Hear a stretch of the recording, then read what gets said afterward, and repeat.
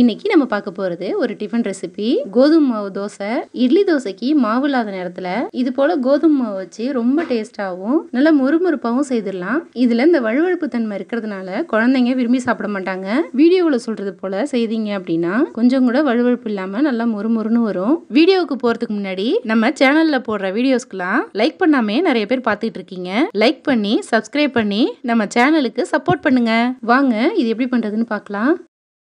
இது பண்ணுறதுக்கு நான் 1 கப்பு கோதுமை மாவு எடுத்திருக்கேன். உங்கள் வீட்டில் உள்ள நபர்களுக்கு தகுந்தது போல் நீங்கள் மாவு எடுத்துக்கோங்க. இதை ஒரு பாத்திரத்தில் சேர்த்துக்கிறேன். சேர்த்துட்டு 2 டேபிள் ஸ்பூன் ரவை சேர்த்துக்கிறேன். 2 டேபிள் ஸ்பூன் அரிசி மாவு சேர்த்துக்கோங்க. சேர்த்துட்டு இதுக்கு தேவையான அளவு உப்பு போட்டுக்கலாம். இதெல்லாம் சேர்த்துட்டு தண்ணி ஊற்றிட்டு நல்லா கலந்துக்கணும்.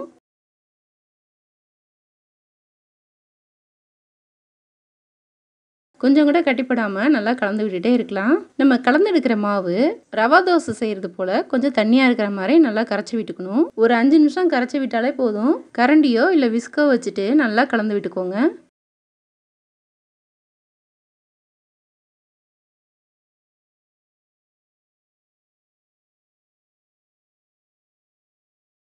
இப்போது நல்லா கலந்து விட்டுட்டேன். இது ஒரு 10 நிமிஷம் அப்படியே இருக்கட்டும்.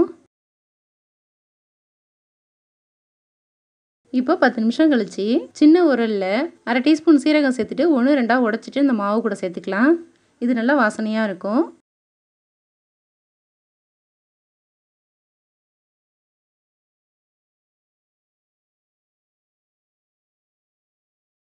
இது போல் உடைச்சிருக்கேன். இதில் சேர்த்துக்கிறேன்.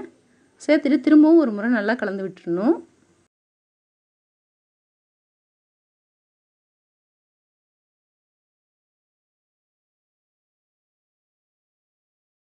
இது செய்கிறதுக்கு ஸ்டவ்வில் தோசை பேனை வச்சுட்டு கொஞ்சமாக எண்ணெய் சேர்த்து நல்லா எல்லா பக்கமும் பரவலாக தடவி விட்டுக்கணும். நம்ம கலந்து வச்சுருந்த மாவை நல்லா ஒரு முறை கலந்து விட்டுட்டு பரவலாக இது போல் செய்துக்கோங்க.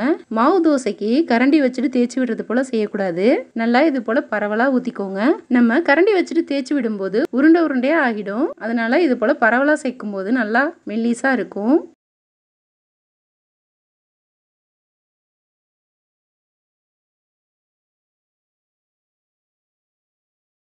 இப்போது இது போல் செய்துட்டு மேலே கொஞ்சமாக எண்ணெய் சேர்த்துக்கோங்க. மீடியம் ஃப்ளேமில் 1 நிமிஷம் அப்படியே வேகட்டும்.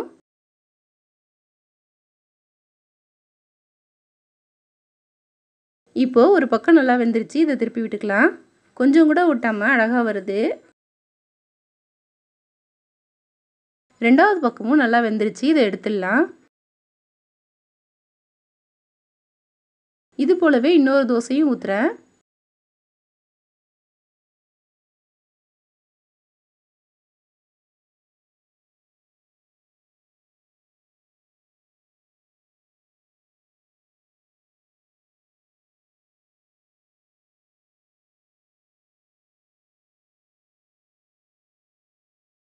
இப்போது 2வது முறை செய்த தோசையுமே ரெடி ஆகிடுச்சு. இதையும் வெளியில் எடுத்துடலாம்.